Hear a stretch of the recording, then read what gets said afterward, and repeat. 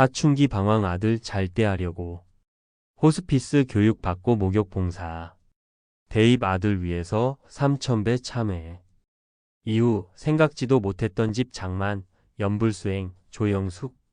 결혼 전에는 어머니를 따라 한두 번 절에 간 기억이 전부였다.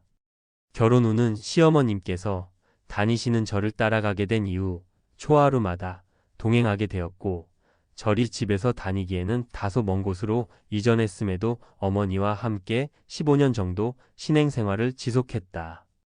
하지만 마음속에서는 늘 부족함을 느꼈다. 사찰의 규모가 작다 보니 개인 기도를 하기에는 좋았고, 그래서 기도하는 힘도 많이 길러졌지만 법문이나 불교 공부를 체계적으로 배우기에는 갈증이 있었던 것이 사실이다. 시간이 나면 집 근처의 다른 사찰에서 사경을 했다. 처음 다니던 절의 스님께서 숙제처럼 내주셨던 금강경 사경만큼은 지속하기 위해서였다. 그러던 중 우연히 아는 보살님을 통해 사춘기인 아들을 대하는 방법을 고민하는 나에게 부모가 바뀌어야 자녀도 바뀌게 된다며 관음사에서 호스피스 교육을 받아보라는 권유를 받게 되었다. 부산 사하구 승악산 자락, 당리동에 있는 관음사에 올라 곧바로 호스피스 교육을 신청해서 들었다. 교육이 끝난 이후에는 요양원에서 6개월 동안 목욕 봉사에도 동참했다. 이 과정에서 나에게 호스피스 봉사를 권해주신 보살님의 말씀이 어떤 의미였는지 어렴풋하게나마 짐작할 수 있었다. 욕심을 내려놓고 내면에 귀를 기울이며 삶의 긍정적인 변화를 찾는데 노력해 보라는 조언이었던 셈이다. 이후에도 봉사하는 삶을 발언했다.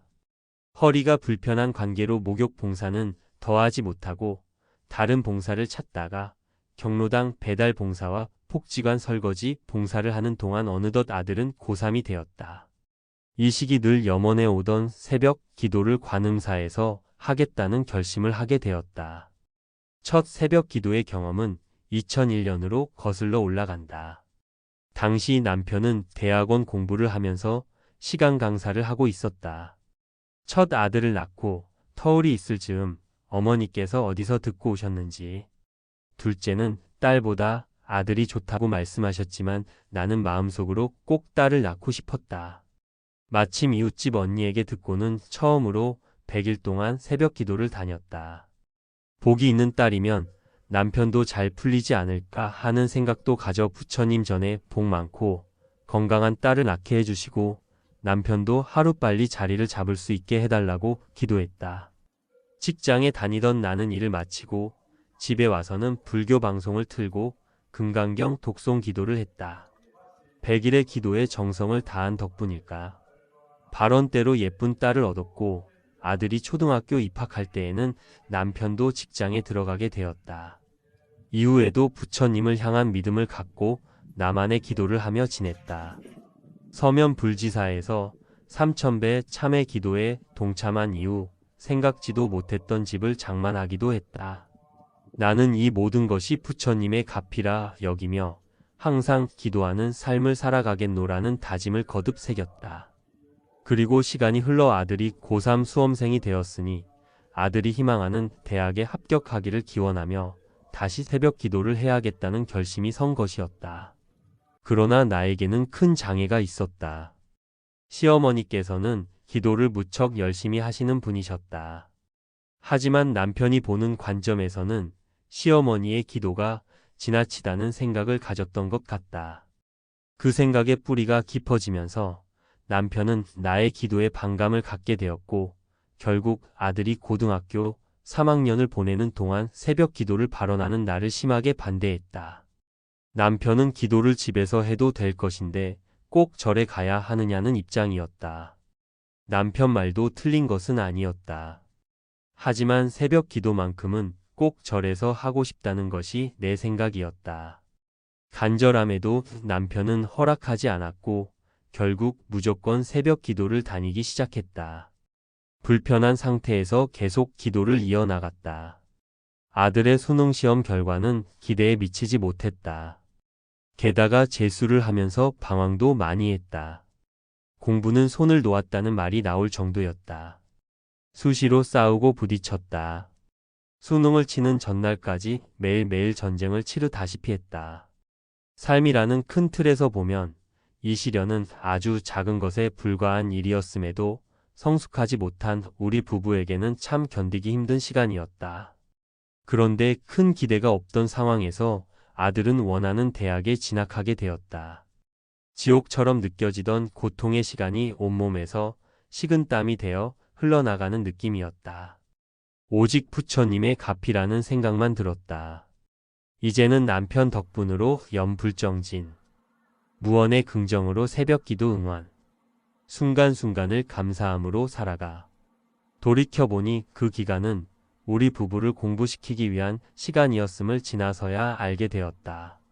남편으로부터 나의 기도 덕분이라는 말을 듣게 되었다. 그런 남편의 변화는 오히려 나 자신을 돌아보게 해주었다. 나야말로 남편과 아들에 대한 배려가 부족했다. 가까운 이들을 배려하고 더 낮은 자세로 살아야 하겠다는 생각이 사무쳤다. 종무소에서 봉사 도우미 제의를 받았을 때도 감사함과 참회의 수행으로 여기며 이번에는 남편에게 허락을 받아 2년 동안 종무소 봉사에도 기꺼이 참여하게 되었다. 봉사활동을 하면서 배우는 것이 더 많았다. 특히 사찰에서 진행되는 1년 동안의 행사 등 여러 가지를 알게 되었다. 덕분에 많은 스님을 친견하는 영광을 가지게 되었고 신도가 갖추어야 할 부분들을 보고 듣고 느끼며 몸에 익힐 수 있었다. 소중한 인연으로 봉사자들과 한 팀이 되어 무사히 인연의 봉사를 잘 회양할 수 있었음에 감사하다.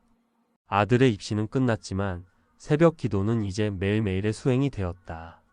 관음산은 도심 속에서 조금만 올라가면 만날 수 있었고 깨끗한 공기와 새벽 하늘에 떠있는 별과 달을 보며 마음의 위로를 받았다. 새벽 기도에서는 천수경과 아미타경 그리고 나무아미타불 연부를 했다. 알싸한 새벽 공기 속에서 연부를 이어나가면 이런저런 생각들은 자취를 감추고 오직 연부라는 소리에 집중할 수 있었다. 때론 시간이 흐르는 것도 잊은 채 연부를 지속하곤 했다. 특히 회주 지연 스님께서는 연부를 마치고 난 뒤 짧게라도 꼭 불자들을 위해 생활 속 법문을 들려주셨다. 그 말씀이 가슴 속에 와 닿아 여기가 내가 있을 곳이구나라는 생각을 갖게 되었다. 평소에도 회주 스님께서는 누가 무엇을 물어보아도 친절히 답변해 주셨다.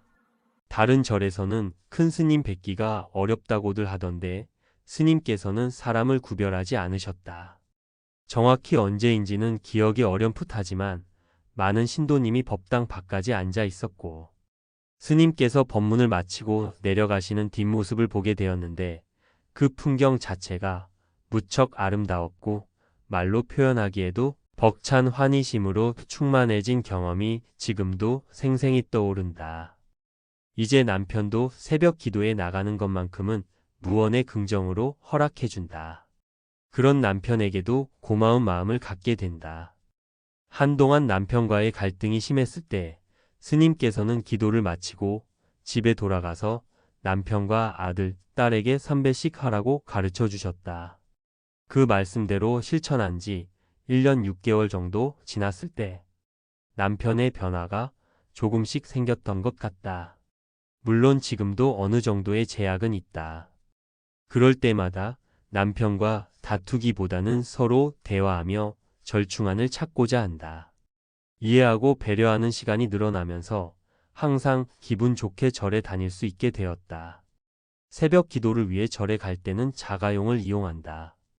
마침 같은 마을에서 새벽 기도에 동참하는 거사님이 계셔서 차를 태워드린다.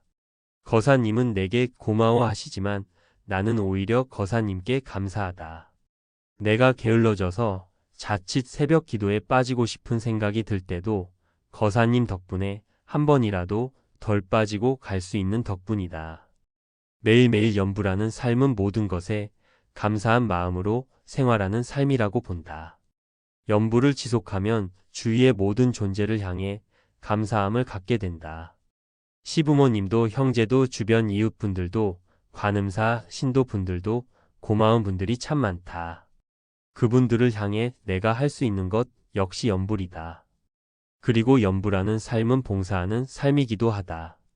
감사함을 연불에 담고 그 연불을 실천하는 또 하나의 방법이 곧 봉사인 것이다.